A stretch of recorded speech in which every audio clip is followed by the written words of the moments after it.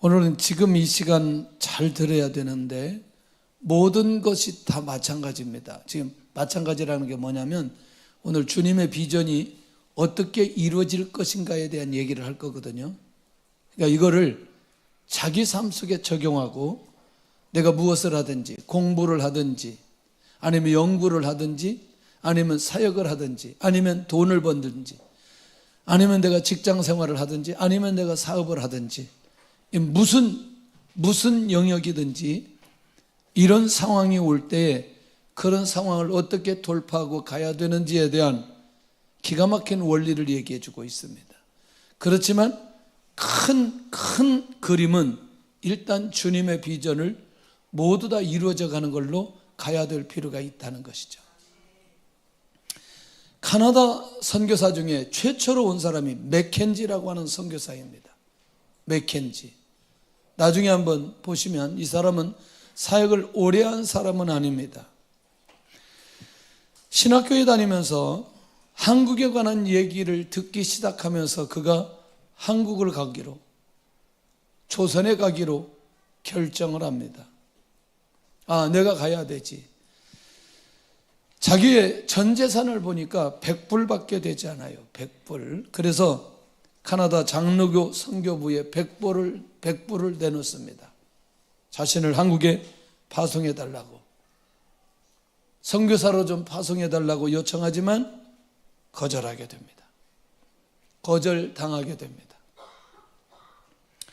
어떤 연유 때문에 거절당했는지 기록은 없지만 거절을 당해요. 그래서 그는 독립선교사로 홀로 1893년 12월에 서울에 도착하게 됩니다. 이 맥켄지 선교사는 한국말과 풍습을 배우기 위해서 내가 이렇게 있으면 안 되겠다고 생각하고 한국인 속으로 조선인들 속에 들어가야 되겠다 생각하고 작정합니다. 그래서 어디로 가느냐? 황해도 솔레로 들어가서 한국 음식과 한국말만 사용하기로 결단합니다. 8개월 정도 단 한마디도 영어를 쓰지 않고 생활하는데 성탄절이 되었는데 언더우드 선교사가 많은 음식을 보내줍니다. 빵, 과일, 야채, 차, 의복, 음식 이걸 보내주는데 우리가 언더우드 선교사는 학교 고아원, 유치원 이런 것들을 잘 세운 선교사입니다.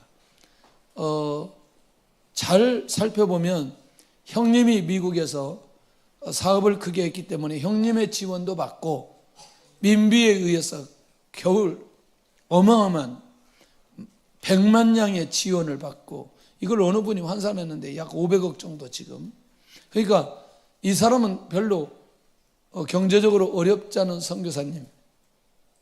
맥켄지 선교사의 어려움 상황을 듣고 보냈지만 거절해 버립니다. 내가 만일 이것들의 맛을 들이면 한국 음식을 먹을 수 없다고 생각을 하고 거절하고 먹지 않습니다. 쉽지 않죠. 어떻게 이렇게 할 수 있을까? 8개월 동안 영 한마디 않고 양식을 먹지 않고 양식이라고 하는 말이 무슨 말인지 알죠? 외국 음식.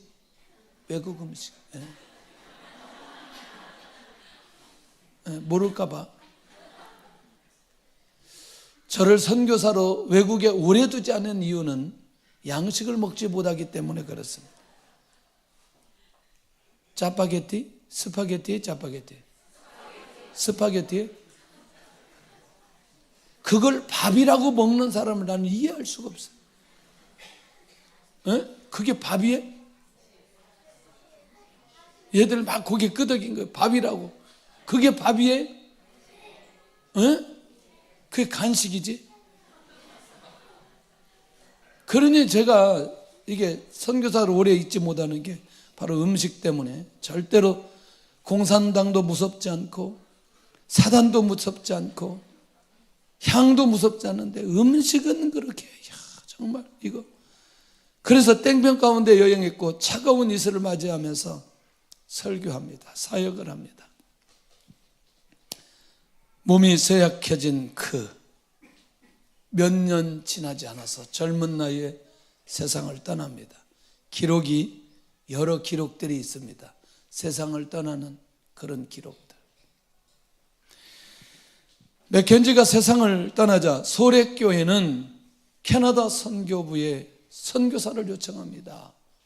맥켄지 선교사가 사역을 하다가 세상을 떠났는데 거기 선교부에서 선교사님을 좀 파송해야 되겠습니다. 이 요청을 듣고 캐나다 장로교 선교부에서 정식으로 선교사를 파송하게 됩니다. 사실은 맥켄지는 캐나다에서 최초로 그것도 보내지 않고 자기 스스로 온 선교사였다. 무엇이 문제가 되지 않아요? 재정이 문제가 되지 않아요.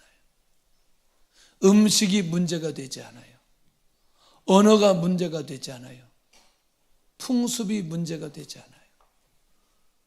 짧은 인생을 살았지만 놀라웠게도 그의 흔적은 자기 나라가 우리나라에 선교사를 파송할 수 있는 씨앗이 되게 되었다는 거죠.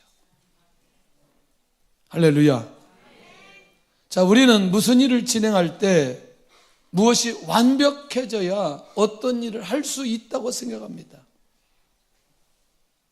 할 수 있다고 생각해. 그런데 이분은 아무런 준비 없이 결국 뭐 하겠다고 하느냐? 선교지로 가겠다고 하고 선교지에 살다가 짧은 시간을 살다가 그대로 떠나게 됩니다.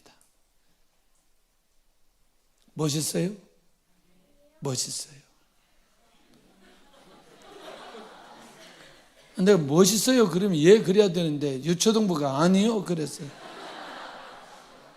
뒤에까지는 안 들리지만 여기서 앞에서 아니요 그랬어요. 그럼 내가 어떻게 설교하겠어요? 애들이 잘 박자를 못 맞추는데 그래도 얘들이 잘 몰라서 그런 줄 알고 넘어가야 될 필요가 있어요. 지금부터 줄기를 놓치면 안 됩니다. 주님께서 말씀하신 가장 중요한 비전이 어떻게 흘러가는지, 어떤 원리와 방법으로 흘러가는지. 성령이 임하시면 예루살렘, 유대, 사마리아 땅 끝까지 나가도록 하는 게 주님의 비전입니다. 그러니까 성령의 역사가 시작되면 땅 끝을 향해서 나가게 된다. 누가 역사하면? 성령이 역사하면. 그래서 주님의 가장 놀라운 비전을 제자들에게 열어주십니다. 3년 동안 양육하고 열어주십니다. 주님의 비전은 어디서부터 시작되느냐? 주님의 비전의 선포로 시작됩니다. 이미 이때는 예수님의 제자들이 성령을 받지 않았을 때예요. 성령의 역사가 일어나지 않았을 때 주님이 먼저 무엇으로? 말씀으로 선포합니다. 하나님의 역사는 어디서부터 시작되느냐? 하나님의 말씀이 선포되어지는 그것부터 시작됩니다. 그래서 하나님의 말씀을 듣는다는 게 그만큼 중요하고 중요하다는 사실을 기억해야 된다는 거예요. 두 번째는 사도들의 기도로 시작된 그 기도가 성령의 역사가 일어나는 출발점이 됩니다. 드디어 성령의 능력이 나타나기 시작하고 권능이 임하기 시작합니다. 제자들은 방언으로 말하기를 시작하므로 증인으로 준비되기 시작하는 거죠. 다시 비전이 선포되고 그 비전을 위해서 기도하였더니 성령의 역사가 일어나고 성령의 권능이 나타나니까 증인으로 준비되는데 어렵지 않았어요. 여기까지는 우리가 정말 너무너무 많이 듣고 익숙했던 과정입니다. 주님의 비전은 기도로 시작됩니다. 주님의 비전은 선포로 시작되고 주님의 비전은 기도로 시작됩니다. 세 번째는 성령의 권능이 임함으로 제자들의 입이 열리기 시작합니다. 결국 그리스도에 대해서 입이 열리고 선포하기 시작하는데 이때 놀라운 일이 벌어집니다. 회개 운동이 일어나기 시작하고 3,000명이 돌아오기 시작합니다. 자, 기도로 시작하니까 성령의 역사가 일어나고, 성령의 역사가 일어나니까 제자들의 입이 열리고, 그리고 열매가 맺혀지기 시작합니다. 주님의 비전은 성령의 능력으로 시작됩니다. 할렐루야. 결국 말씀이 선포되니 기도로 들어갔고, 기도로 들어가니 성령의 역사가 일어나고, 성령의 역사가 일어나니까 자기도 모르게 자기의 입이 열려지기 시작합니다. 그러니 말씀이 없으면, 비전에 관한 말씀이 없으면 기도로 들어가기가 어렵고, 기도로 들어가지 않으면 성령의 역사가 일어날 수 없으니 결국 주님의 비전을 이루기가 어렵지만, 내 안에 주님의 비전이 있고 내 안에 기도가 진행되고 그리고 성령이 충만하면 주님의 비전이 이루어져 가고 있는 역사의 현장에 서 있는 사람이라고 말할 수 있다는 거죠. 자, 예수님께서 비전을 선포할 때 처음에 지칭된 지명이 어디냐면 예루살렘입니다. 그 다음에 유대입니다. 그 다음에 사마리아입니다. 그 다음에 땅끝입니다. 이게 주님의 비전이에요. 자, 예루살렘이 복음으로 인해 변화되기 시작하는데 초대교회가 세워지고 사도들의 리더십이 나타나기 시작합니다. 영적인 공동체가 세워지고 교회가 일어서기 시작하는데 어디에? 예루살렘에. 누가 얘기하셨어요? 예수님이 얘기하셨어요. 주님의 비전은 어디서부터 이루어진다? 예루살렘부터 이루어진다. 그래서 주님의 비전은 예루살렘부터 시작된다는 사실을 열어줍니다. 그러니까 2장 사건은, 사도행전 2장은 1장에 주님께서 비전, 그림을 이미 주셨기 때문에 예루살렘의 변화는 지극히 당연한 것이라는 걸 우리에게 알려주고 있다는 거죠. 그러면 어떻게 주님의 비전이 이루어지기 시작하느냐? 놀라우게도 예수님의 제자들이 뭐 하기 시작하느냐? 정시 기도하기 시작하고 정시 기도하는 사도들이 일어나기 시작합니다. 6시, 9시, 12시, 3시, 또 6시 계속해서 정시 기도하는 사람들이 시작해요. 그런데 정시 기도하러 성전에 들어가다가 안진뱅이를 치유하면서 복음의 능력이 나타나기 시작합니다. 그러니까 예루살렘 변화를 위해서 반드시 일어나야 될 증거를 허락해 주시더라는 거예요. 결국 주님의 비전은 표적을 통해서 주님의 비전을 이루어지기 시작하더라는 거예요. 결국 예루살렘의 변화 그리고 이 복음의 확장은 비록 안진뱅이가 일어난 단순한 사건이지만 이거는 단순한 사건이 아니었고 주님의 비전을 이루기 위한 표적이었다는 것을 우리는 주목해야 될 필요가 있다. 이번에 중요한 얘기 하시더라고요. 사명 없이 치유받으면 재발할 수 있는 가능성 많이 있다. 사명 붙들고 치유받으면 절대로 재발하지 않는다. 예. 그분도 폐병을 알았는데 저도 폐병을 알았어요. 훌륭한 목사님들은 다 폐병을 알았어요. 그렇다고 해서 일부러 폐병 앓을 필요는 없어요. 그 억지로 되는 문제는 아니까. 그러다가 죽는 수가 있어요. 왜냐하면 사명 없이 그렇게 가버리면 안 되니까. 그러니까 우리가 한 가지 발견해야 될 건 표적도 주님의 비전을 위한 표적이면 오늘 이 시간에도 그 표적이 일어나게 될 줄로 믿습니다. 무엇을 위해서? 주님의 비전을 이루기 위한. 자, 이 과정이 얼마나 중요한지를 살펴볼 필요가 있다. 더우면 손 들어주세요. 괜찮아요? 네. 아니, 설교 듣다가도 더우면 손을 들어주세요. 그러면 우리가 덥다고 생각하고 뒤에서 에어컨 킬 테니까. 사람이 끈적끈적하면 은혜 받기가 굉장히 어려워요.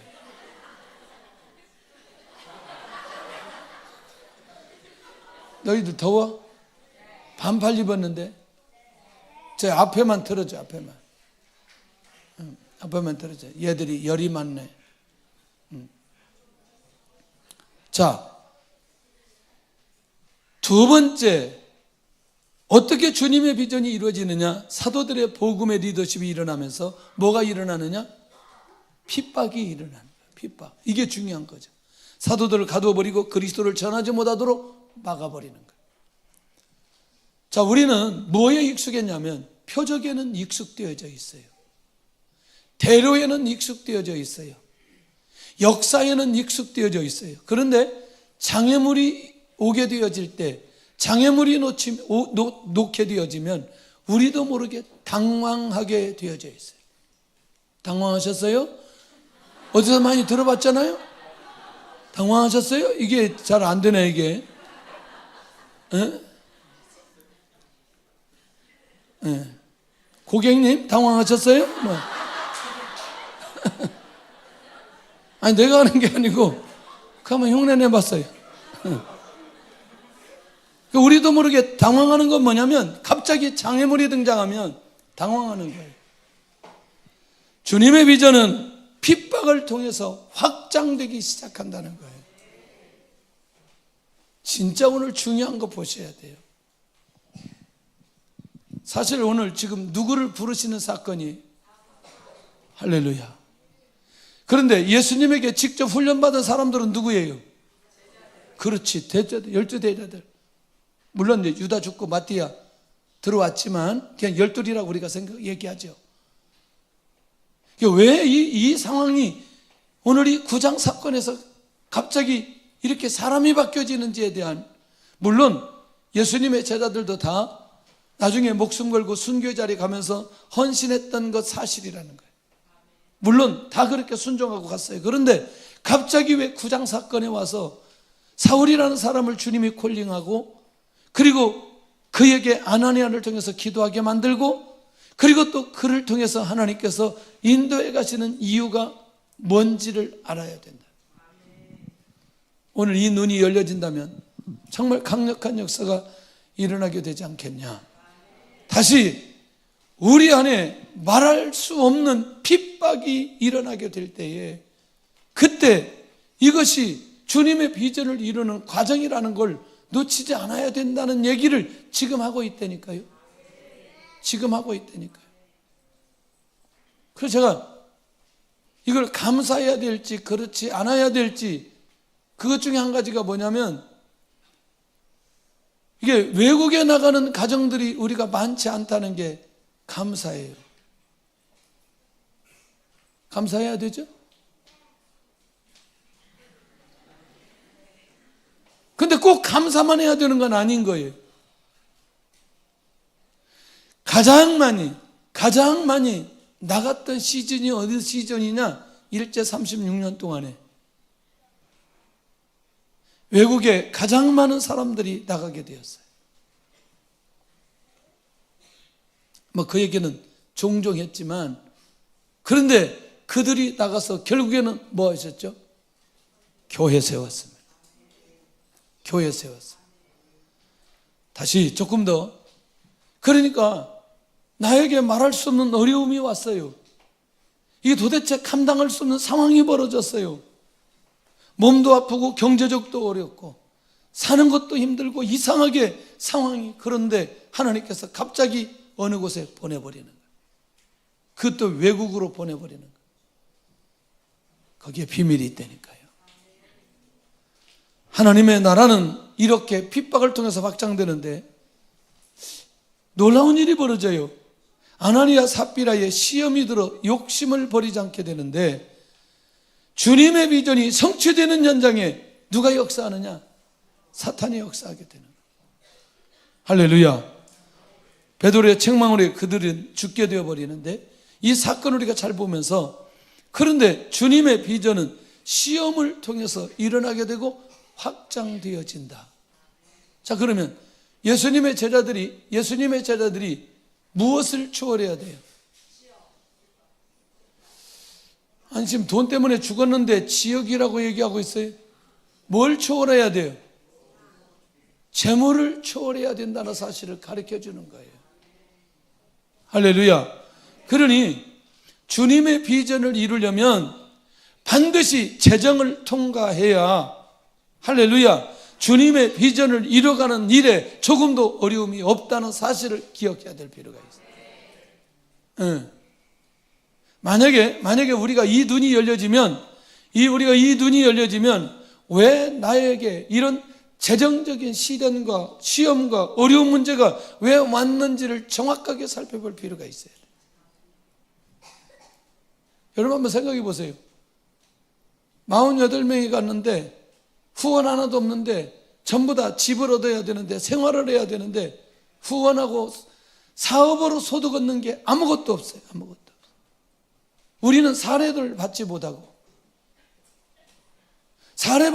생활하면서 우리는 뭐냐? 예배는 드려야 되는 거예요. 선교는 해야 되는 거예요. 근데 이것을 확실하게 한 번을 통과하니까 하나님께서 책임져 주시고 인도에 가시는 기가 막힌 역사가 있는 거예요. 비밀이 하나 있었어요. 그게 무슨 비밀이냐? 저희 집사람이 한국에서 출발할 때 누가 조금씩 준 거를 꼽을 쳐놓았어요. 놀라운 건 사례비가 언제 나왔느냐? 이 꼽을 쳐둔 걸 다 쓰고 날 때 사례가 나왔어요. 근데 이상하게 나는 돈은 없는데 어디서 먹을 거는 자꾸 나와요. 이게 일찍 떨어져야 되는데 일찍 안 떨어지니까 하나님께서 떨어질 때까지 기다리게 만든 거예요. 놀라운 거죠. 기가 막힌 거죠. 그러니까 결국 뭐냐면 주님의 비전을 이루어가는 데 있어서 재정적인 시험을 통과하지 않으면 안 되는데 이 시험을 통해서 결국 주님의 비전을 이루도록 제자들의 눈을 열어주신다. 거기에는 돈의 문제가 아니라는 걸 우리에게 알려주고 있다는 거예요. 할렐루야. 이렇게 주님의 비전을 이루어가는데 돈의 문제가 아니라는 걸 알려주시잖아요. 믿음의 문제인 거지. 가려고만 맘먹으면 어떻게 하든 하나님께서 역사해 주시고 은혜를 내려주시는. 아까 일찍 들지 그러려면 빨리 들으려야 돼요. 들으라면 때 빨리 들어야 돼. 여럿이 들었으면 갈등이 되는데 혼자만 들어서 얼마나 다행스러워. 정말 멋있다. 할렐루야. 통과할 수 있기를 원합니다. 저는 이 부분에 대해서, 이 영역에 대해서 정말 많은 말을 할 수 있어요. 수도 없는 얘기를 할 수 있어요. 수도 없는 얘기를. 그래서 저는 우리 성도들이 가장 빨리 재정을 통과하면 금방 주님의 비전을 이뤄갈 수 있고 그때부터 주의 비전이 성취되는 것을 경험하게 된다. 할렐루야. 할렐루야. 우리 청년한테 필리핀 가자고 했더니 경제력이 안 된다고 그래. 경제력이 왜 안 되냐 그랬더니 엄마가 돈을 다 가지고 있대. 엄마한테 달라 그래라. 그러면 비행기를 일단 끊어라. 10개월로 끊어라. 카드로. 가겠대요. 가겠다고 결정을 했어요. 그래도 너무나 감사하잖아요. 거기에 묶이지 않고 갈 수 있다는 게.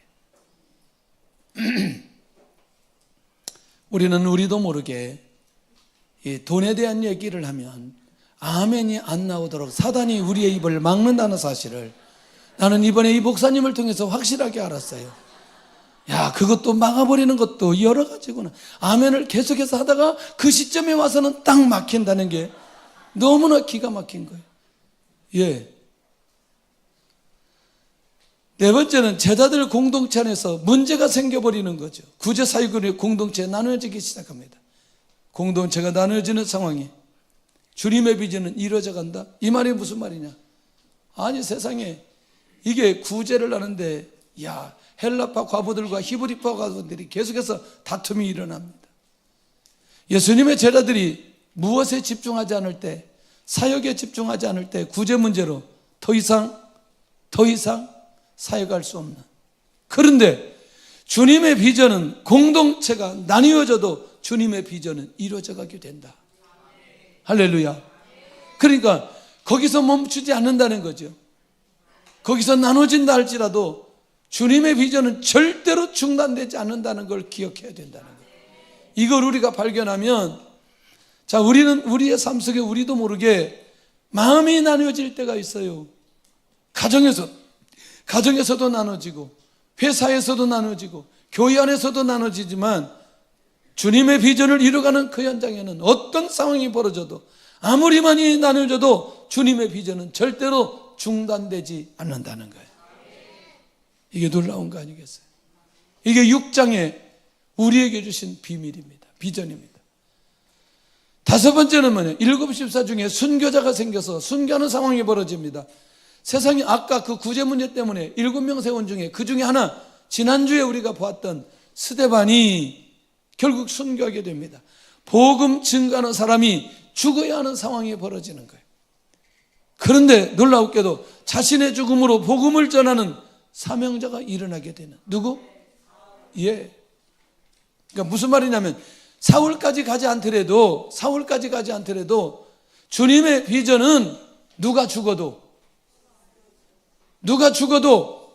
사람이 죽어도 주님의 비전은 절대로 중단되지 않는다는 거예요. 이게 원리입니다. 이제 무슨 말인지 이해되나요? 작가 시험 들어서 죽어요? 예. 그 다음에 또 구제 문제 때문에 공동체가 나눠져요? 또 그 다음에 복음을 전하다가 순교자가 생겨서 생명까지 죽게 되어지는 상황까지 벌어져요? 그래도 주님의 비전은 절대로 뭐하지 않는다? 중단되지 않는다는. 만약에 이 감각이 우리 안에 살아나면 어떤 상황이 벌어져도 여전히 하나님 앞에 순종하고 하나님의 인도를 받을 수 있다는 사실을 놓치지 않아야 된다. 아멘. 이 아멘이 굉장히 중요합니다. 우리는 아나니아 사피라 시험 들었다. 세상에 구제하는 것 때문에 나누어졌다. 세상에 복음 전하다 죽었다. 그 중에 한 가지 사건만 일어나도 갑자기 진행되는 주님의 비전이 중단시켜버리려고 하는 그런 모습이 굉장히 많이 있을 수 있으나, 우리가 이 주님의 비전을 이루어가는 이 과정을 자세히 살펴보면 죽음을 초월해서 주님의 비전이 이루어져가는 것을 보게 된다는 거예요. 할렐루야. 이번에도 그 허드슨 테일러 얘기합니다. 자녀들 죽죠, 아내 죽죠. 그리고 영국으로 돌아갑니다. 그런데 허드슨 테일러가 그냥 끝내는 줄 알았더니 다시 정확한 기억이 안 나요. 제 기억에서는 800명인지 900명인지 다시 데리고 옵니다. 콜링해가지고. 그리고 다시 그 숫자가 중국에 들어가기 시작합니다. 무섭지 않아요? 이게 진짜 주님의 비전을 붙든 자의 삶, 자세 아니겠냐는 거예요. 그러니까 다 초월해버리는 거지. 여기까지 초월해버리면. 아니, 공동체 나눠지는 거, 그 다음에 재정적인 문제, 그 다음에 생명의 문제, 이것까지 초월해버리니 무엇이 그 사람이 주님의 비전을 이루는 그것을 막을 수 있겠냐는 거예요. 주님께서 주님의 비전을 이루시겠다고 하는데. 할렐루야. 주님의 비전은 순교의 사람을 통해서 이루어져 간다는 사실을 우리에게 가르쳐주고 있다.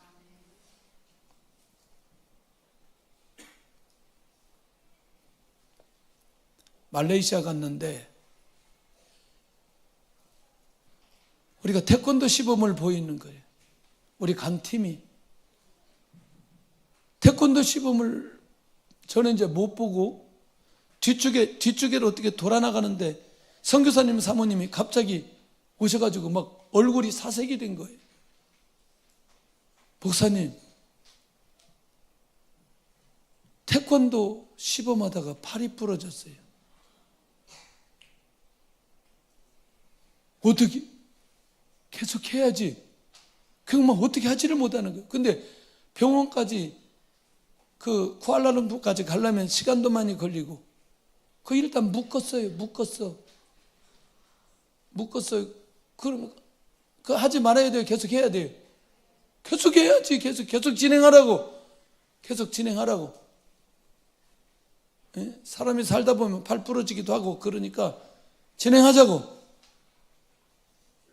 그 이제 다 걱정인 거지. 부모님들은 어떻게 생각해야 될지. 어떻게 생각해야 돼. 와서 우리 여기 권사님 앉았어요. 권사님한테 전화했어요. 목사님, 아들이 태권도 시험하다가 팔 부러졌어요. 아, 그래요? 그걸로 딱 끝내더라고요. 역시 새가나님교회 권사님은 다르다는 사실이 그때 나타났어요. 괜히 단기 선교 보내가지고 그 무슨 태권도 시범을 안다고 그 팔이 부러지고 한마디도 안 하고 그냥 와서 병원에 가면 됐죠. 이걸로 끝냈어요. 다리도 부러지고 코도 베어가고 그러는데, 그런다고 주님의 비전이 중단되나? 에? 너무너무 감사하더라고요. 그러니까 일을 다 우리가 사역을 다 진행하고 돌아왔어요. 얼마나 감사한지. 너무너무 감사합니다. 여러분들, 우리도 모르게 우리는 어떤 상황들이 벌어지면 이건 사단의 역사라고 생각해요. 사단의 역사라고 하지만 그래도 우리는 기억해야 된다는 거죠. 뭘 기억해야 되느냐? 이게 주님의 비전이고 주님의 뜻이라면 어떤 환경 속에서도 가야 될 필요 있는 거 아니냐는 거예요. 이 감각이 우리 안에 살아나야 진짜 밝고 일어설 수 있는 그것들이 무엇인지를 볼 필요가 있다니까요. 볼 필요가 있다니까요. 얼마나 중요한지. 이거를 다 설명할 수가 없어요. 왜냐하면 우리가 하나님의 일들을 진행하다가 주님의 비전을 이루다가 오는 이 과정이 얼마나 놀라운지. 근데 제가 단기를 수도 없이 선교를 다녔는데 단 한 번도 그런 사람이 없었어요. 어떤 사람이냐? 그런 사람을 일명 저는 고문관이라고 해요. 공동체와 함께 하지 않아요. 이상하게 교회 공동체 안에 멀쩡하게 있다가 단기에 가면 약간 마식한 사람이 나와요. 그걸 고문관이라고 얘기해요. 얼굴 인상 팍 쓰고 공동체 얘기 듣지도 않고 예배 드릴 때 같이 예배도 잘 안 드리고 입 대빨이 나오고 불평이 얼마 이게 이게 그냥 칼 있으면 주둥이를 딱 잘라보고 싶은데 그럴 수도 없고 하여튼 이런 사람이 꼭 있어요. 저 사람은 없으면 좋겠는데 이번 단계에 왜 저 사람이 따라가지고 왜 이렇게 우리를 힘들게 하고 어렵게 하는지. 그런데 우리가 조금도 영향받지 않고 같이 사역을 하고 다 끝냈어요. 할렐루야. 훗날 이분이 신학하고 목사 됐어요. 저기에서 지금 목회하고 있어요. 모르는 일이라니까. 이게 시간이 지나가면서 이런저런 일들을 통해서 주님의 비전이 더 이상 진행될 수 없을 것이라고 하는 그런 생각, 그런 환경. 우리의 생각이 바뀌어져야 하나님께서 일을 진행하시고 역사해 주신다. 제가 지금 주님의 비전이라고 얘기했는데 처음에 시작할 때 자기가 하는 모든 것이라고 얘기합니다. 모든 것이라고 얘기해요. 모든 것. 지금 하고 있는 모든 것, 어떤 것이든지 이래서 힘들고 그 사람은 죽을 때까지 힘들다고 말만 하는 거예요. 그런데 재미있게 하는 사람은 이래도 재밌고 그래도 재밌고 저래서 재밌고 그래서 재밌고 할렐루야. 그 사람은 그 일을 하면서 기쁨을 얻게 되는 거예요. 하나님 그 절망적인 상황 속에서 하나님께서 일하신 걸 경험하면 절대로 중단하지 않는다는 거예요. 아멘. 할렐루야. 지난번에 한번 말씀드린 적이 있어요. 우리가 2000년 8월 달에 홍콩에서 선교대회 하는데 홍콩이 물가가 너무너무 비싸기 때문에 음식을 우리가 해가지고 갔어요. 그 음식 중에 가장 중요한 게 김치 아니겠어요? 북경역에서 이게 지금 우리가 일찍 출발했는데도 차가 막혀가지고 겨우 어떻게 열차를 탔어요. 그래서 전체 학생들, 청년들이 다 70몇 명이 타가지고 이제 홍콩까지 가게 되는데 심천에 가서 다시 내려서 이제 이미그레이션 통과하고 가는 거예요. 그러니까 이제 우리가 음식을 얼마나 많이 준비해가지고 갔겠어요. 중요한 건 숙소에 갔는데 김치를 놓고 내린 거예요. 주님, 지금 정말 어렵게 청년들이 지금 이 성교비 모아가지고 지금 여기 해야 되는데 그 중요한 김치를 때려서 지금 김치 누가 놓고 내렸느냐 이거 지금 찾아서 조사를 해야 돼요. 이거 지금 어떻게 해야 되냐고, 이 상황을 어떻게 해야 되냐고. 이게 꼭 그렇게 도전이 온다니까요. 기억도 안 돼요. 어떻게 우리가 진행했는지. 잘 먹었어요. 일단 잘 먹었어요. 어렵지 않게 갔어요. 이런 일들이 수도 없이 일어난다는 게, 그래서 한번 자꾸 시작하다가 끝내는 사람은 무엇이든지 자꾸 끝내게 돼요. 한번 시작했으면 죽을 때까지 가는 거예요. 한번 성가됐으면 죽을 때까지 가는 거예요. 그냥 야, 지금 목사님 얘기하고 있는데 그 장난으로 그러면 한번 시작하면 죽을 때까지 간다. 할렐루야. 훌륭해. 한번 시작하면 죽을 때까지 간다. 한번 시작하면 죽을 때까지 간다. 억지로라도 대답하게 하면 너무나죠. 정말 제가 감사한 게 한번 시작하면 중단하지 않고 할 수 있는 거를 주셔서 너무나 감사해요. 정말 너무나 감사해요. 어떤 부분이든지 시작하면 죽을 때까지 가도록. 자, 이제 조금씩 더 한번 보셔야 돼요. 드디어 이제 뚜껑이 열려야 됩니다. 예루살렘에 있는 교회에 핍박이 일어나게 됩니다. 지금 만약에 이게 안 들리면 오늘 가장 중요한 사울을 부르신 하나님의 계획이, 주님의 계획이 안 보일 수 있어요. 자, 1절 한번 봐야 돼요. 8장 1절. 만약에 오늘 우리가 이 눈이 열려지면 사도행전 역사가 어떻게 쓰여야 될지. 8장 1절 시작. 사울은 그가 죽임당함을 마땅히 여기더라. 그날에 예루살렘에 있는 교회에 큰 박해가 있어 사도 위에는 다 유대와 사마리아 모든 땅으로 흩어지니라. 이거 보셨어요? 그동안에?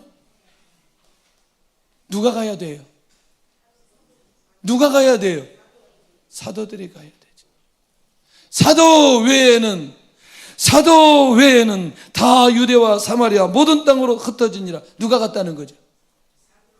성도들이 갔다는 거죠. 어디에 핍박이 일어나서? 그러면 주님께서 비전을 주실 때 어디? 예루살렘, 유대, 사마리아, 땅끝 모든 땅으로 흩어지니라. 할렐루야. 그러니까 무엇으로 인해서 이 일이 진행된다? 핍박을 통해서.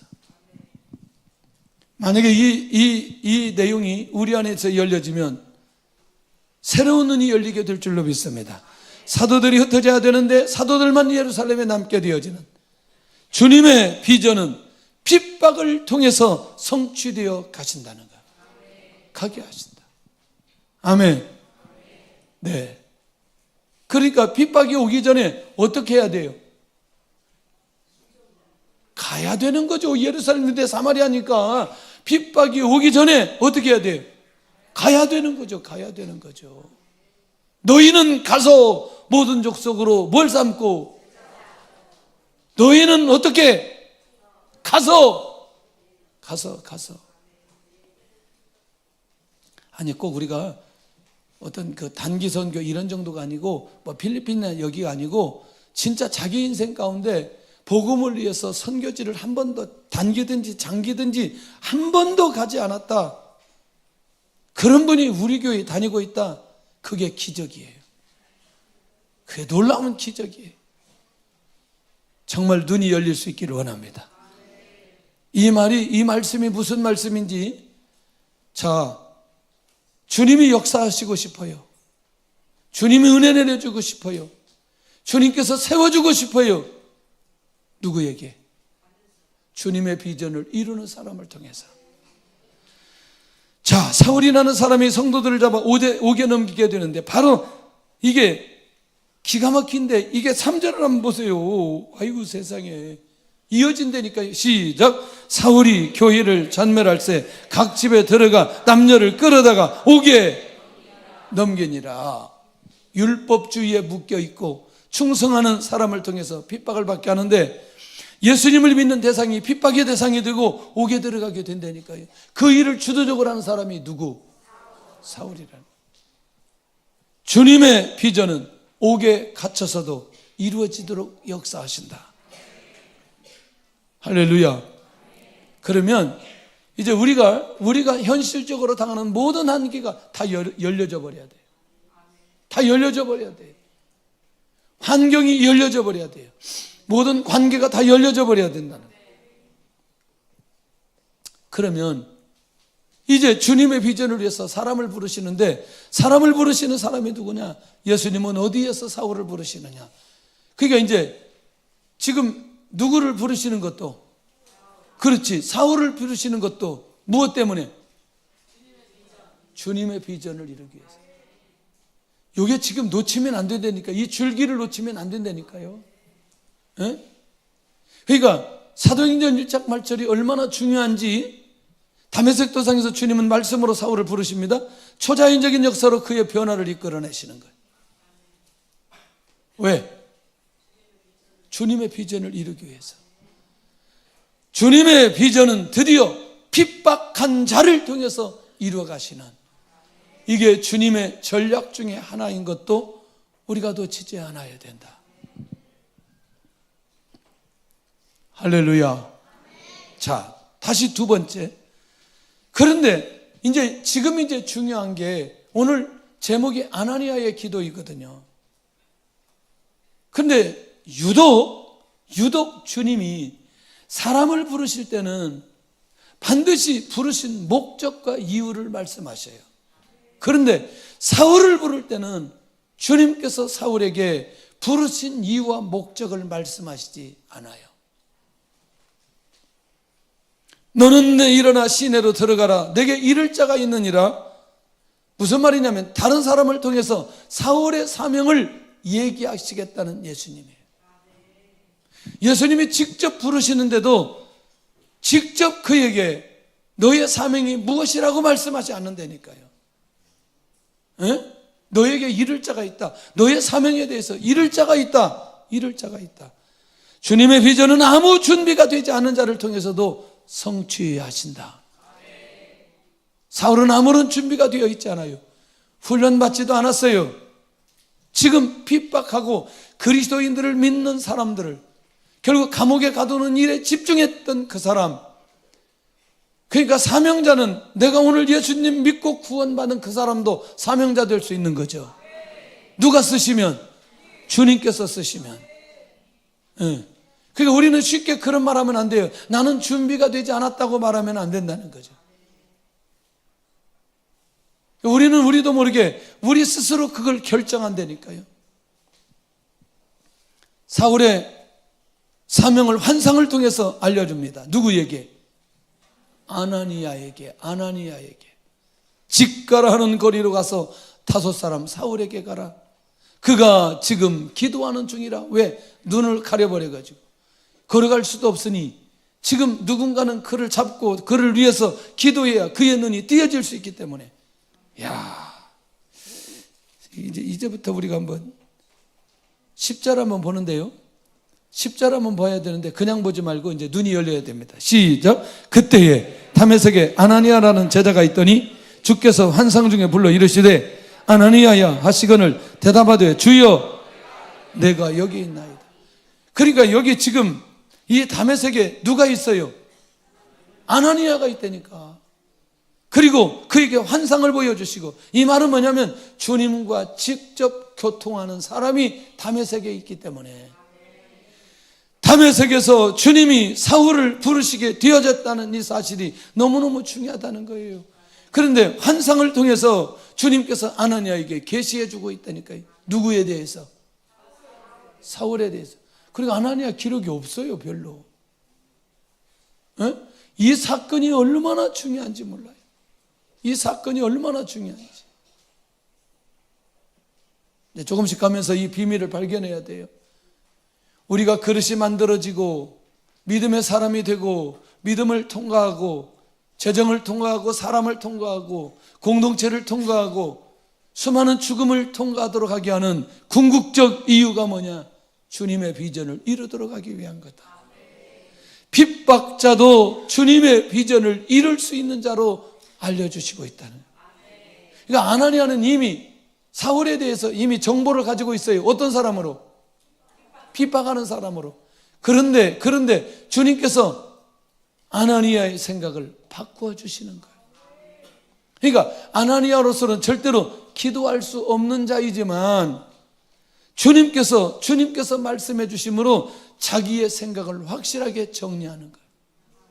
아나니아는 자기 고집이 있는 사람이 아니라는 거예요. 자, 13절 한번 보셔야 돼요. 시작. 아나니아가 대답하여 주여, 이 사람에 대하여 내가 여러 사람에게 듣사온 즉 그가 예루살렘에서 주의 성도에게 적잖은 해를 끼쳤다 하더니 여기서도 주의 이름을 부르는 모든 사람을 결박할 권한을 대제사장들에게서 받았나이다 하거늘. 그러니까 지금 아나니아가 가지고 있는 정보가 잘못됐어요? 바른 정보예요? 바른 정보지요. 실제로 그 내용이라니까요. 그런데 15절에 가서 우리 주님이 말씀하십니다. 시작. 주께서 이르시되 가라, 이 사람은 내 이름을 이방인과 임금들과 이스라엘 자손들에게 전하기 위하여 택한 나의 그릇이라. 주님의 비전은 주님을 통해서 자기 가치관을 바꾸는 사람을 통해서 이루어 가신다. 지금까지 사울이 그런 모습으로 살았지만 주님께서 미래는 이방인을 위해서, 이방인 선교를 위해서 택한 주님의 그릇이라고 하는 그 말씀을 그대로 받는, 이게 아나니아인 거예요. 지금도 사람에 대한 선입견을 내려놓고 주님이 말씀하시는 대로 순종하는 사람을 통해서 주님의 비전을 이루어 가신다는 거예요. 이게 얼마나 중요한 일, 얼마나 중요한 비밀인지. 아무리 내가 가지고 있는 상식, 가치관, 생각, 이것들을 다 가지고 있다 할지라도 주님이 아니라고 하면 그대로 내려놓을 수 있어야 된다는 거예요. 할렐루야. 어제까지는 엉망진창으로 살았어도 오늘 새롭게 삶으로 결단하고 주의 인도를 받는다고 인도받으면, 주님께서 인정해 주시면 그렇게 우리도 인정해야 된다는 거예요. 그 사람이 누가 있느냐? 바로 이 다메섹에 그렇게 인정하는 사람 아나니아가 있다는 거예요. 할렐루야. 정말 제가 너무너무 싫었어요. 교회를 여기 한국에서 개척하고 자꾸 사람을 콜링하니까 우리 교회에 있지 않고 다 떠나야 된다는 걸 생각하고 그동안도 다 헌신하면 떠나야 되더라고요. 그래서 주님 이제 그만할게요. 그만. 진짜. 나 이제 이거 너무나 싫거든요. 제 스스로 이제 얘기하는 거죠. 왜 그러냐 그랬더니 이거 다 떠나야 되는데 나는 끝까지 갇히고 싶은데 헌신하면 다 떠나야 됩니다. 그냥 갇히고 싶습니다. 이제 그 얘기를 계속해서 이제 제 스스로 하고 이제 계속 거절하는 거예요. 어떤 결과가 일어난 줄 아세요? 학생들과 청년들을 보내지 않아요. 하나님께서 붙여주질 않아요. 왜? 누가 닫혀 있으니까. 제가 닫혀 있어요. 제가 회개하고 잘못했습니다. 그래도 하나님 말씀하신 대로 그냥 순종하겠습니다. 알았습니다. 아이고 진짜 나 그냥 같이 있고 싶은데. 그때부터 사람들이 오기 시작하는, 사람들을 보내주시기 시작하는. 그래서 이 동네, 이 도시에 그런 사람들이 많기 때문에 우리 교회를 여기에 세워주신 거예요. 잘 보셔야 돼요. 나는 아니어도 내 자녀가, 내 자녀는 아니어도 그 다음 세대가 다 이런 하나님의 주님의 비전을 이루는 사람이 그 안에 들어있다는 걸 꼭 기억해야 될 필요가 있어요. 부모님들이 막으면 안 됩니다. 주님이 말씀하시면 자기의 가치관을 내려놓고 주님께 순종해야 되는 이 아나니아처럼 우리는 그런 마음과 그런 생각을 가지고 인도받아야 될 필요가 있다는 거예요. 할렐루야. 지난번에 중동부 필리핀에 갔는데요, 얘들이 은혜를 막 엄청나게 주시더라. 얘들 안에 막 인물들이, 그때 보니까 얘들이요, 오합지졸, 기도도 안 되고 찬양도 안 되고 예배도 안 되는 애들만 다 와가지고 예배 시간에 다 딴짓하는 거예요. 근데 얘들이 사명자라는 거예요. 내가 정말 죽을 지경인 거예요. 죽을 지경. 아니 이것들이 무슨 사명자라고, 예배라도 똑바로 드려야지. 근데 첫날 딱 기도하는데 하나님께서 딱 터뜨리기 시작하는, 역사해 주시기 시작하는. 우리 아이들에게 가지고 있는 좋은 장점이 있어요. 하나님께서 계획하셨기 때문에 얘들 안에 도끼가 없어요. 너무나 감사한 거예요. 도끼가 없어, 우리 아이들은. 네. 그러니까 하나님께서 왜 그렇게 없애주시는지, 없는지를 시간이 지나면서 알겠는 거예요. 너무나 멋있어요. 그러니까 이게 지금 이제 이렇게 들어가면 굉장히 깊이 있게 들어갈 수 있거든요. 오늘 우리가 아나니아처럼 눈이 열려야 돼요. 할렐루야. 그리고 모든 결정은 주님의 말씀에 의해서 결정할 수 있어야 돼요. 내려놓아야 돼요. 할렐루야. 그래야 주님의 비전을 이룰 수 있다는 사실을 놓치지 않아야 된다는 거예요. 그러니까 이 생명에는 하나님의 놀라운 계획이 있다는 거예요. 그래서 우리 교회는 일단 시집가면 많이 나아야 된다는 게 너무너무 중요하다는 거예요. 한 놈은 사장도 해야 되고, 한 놈은 의사도 돼야 되고, 한 놈은 판검사도 해야 되고, 한 놈은 선교사도 해야 되고, 한 놈은 목사도 해야 되고. 아니 한 놈이라고 해서 그냥 한 사람은 또 사모도 해야 되고, 한 사람은 뭐 해야 되고. 그러니까 여럿이 많이 나야 돼요. 여럿이 많이 나요. 항상 제가 다른 얘기 다 하면 설득력 있는데 이 얘기만 하면 설득력이 없어요. 근데 진짜 제가 이번 집회를 통해서 그 박 목사님 어머니가 이렇게 자녀에게 하나님께서 귀하게 쓰실 누구 그렇게 하면서 그렇게 했다는 그 마음이 그대로 전달되는 거예요. 그대로 전달되는 거예요. 그렇지, 하나님께서 쓰실 내 자녀지만 하나님의 사람, 하나님의 종, 또 그게 무슨 꼭 다 목회자만 되는 건 아니지만 어떤 형태로든지 하나님 앞에 쓰임 받을 수 있는데 하나님의 절대 주권을 믿고 그렇게 할 수 있는 이 믿음의 행위가 얼마나 귀한지. 이게 들려지면 역사가 일어납니다. 조는 사람들은 이게 안 들려져요. 안 조는 사람들만 들려질 거예요. 진짜 자녀들에게 한번 그렇게 한번 해보세요. 자, 드디어 다메섹의 글을 부른 중요한 이유, 바로 내 이름을 이방인과 임금들과 이스라엘에 전하기 위한 그릇이라. 사울의 사명을 분명하게 듣고 기도할 수 있는 사람을 준비시켜 놓으셨다. 준비시켜 놓으셨다. 그러니까 여러분들 자녀들 너무나 걱정하지 말고요, 다 내려놓으세요. 하나님께 맡기세요. 하나님께서 맡기세요. 정말입니다. 하나님께서 맡기십니다. 하나님께서는 딱 줄을 가지고 끌고 잘 인도해 가십니다. 우리가 하나님한테 맡기면. 근데 내가 끌고 다니려면 너무너무 힘들어요. 여러분들 그거 아세요?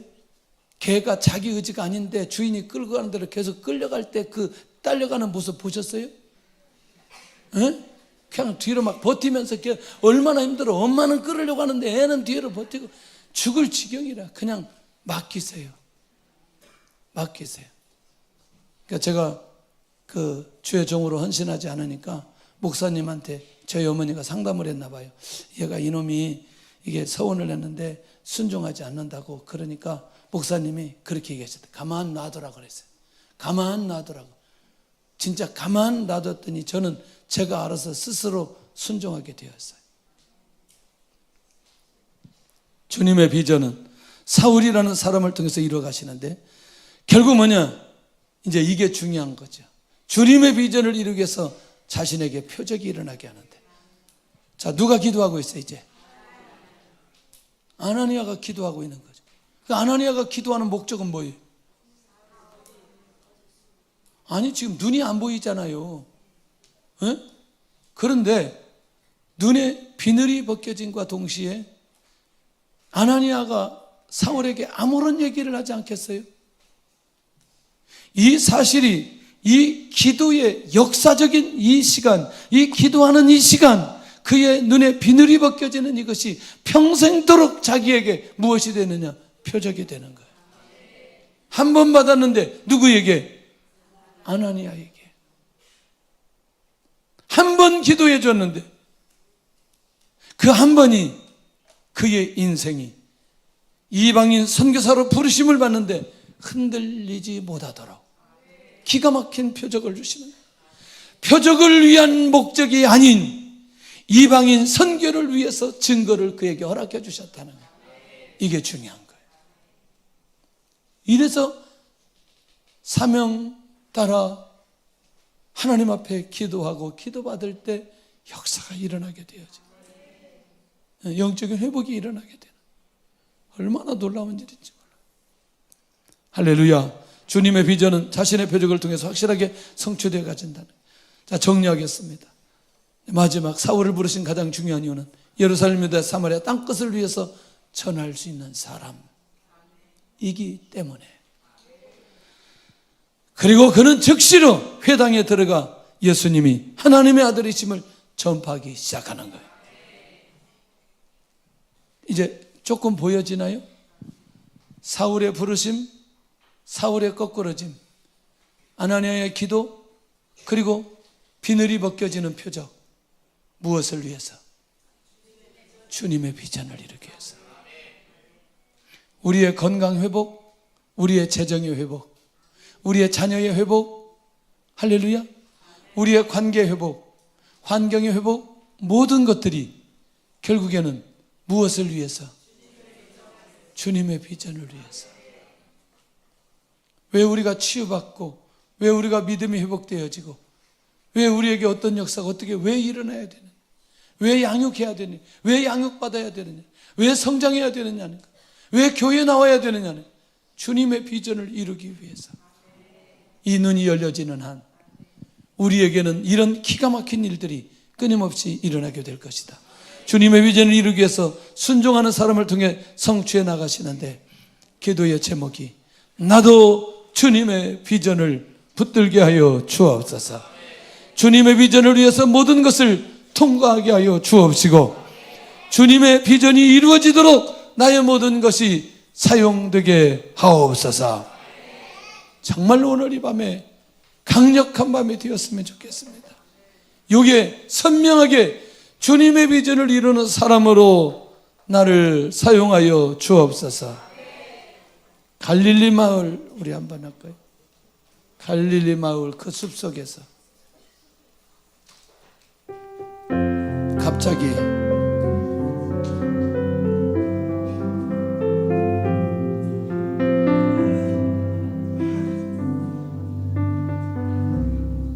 그건 갈릴리 바닷가에 살고 가서 제자 삼으라. 갈릴리 마을. 오케이.